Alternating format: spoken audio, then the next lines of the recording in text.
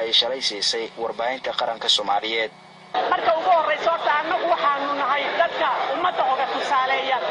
dadka haga ayaanu nahay dadka wax u sheeg ayaanu nahay dadka uga diga xumaha ayaanu nahay wanaagana ku hanuuniyaanu nahay waanu hanuunina waanu hagaajinaa hawsha kolkii hore aan ku jiray oo aan ahaa malagaran maysan baan u malayn qofku marka la yiraahdo waa murtiyahan ama waa fanaan la yiraahdo hoostan isaga iskale waa indhihii shacbiga waa muraayadii laga dhaxayay annaguna taasaan lahayn marka kii baan sii kordhiyay waxa ii geeyay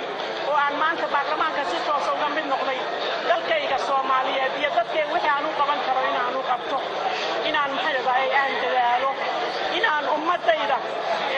qof wadaniyadaan ahay qof ku taagan baan hay samaha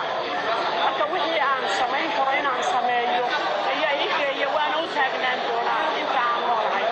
Inna lillahi wa inna ilayhi raaji'uun.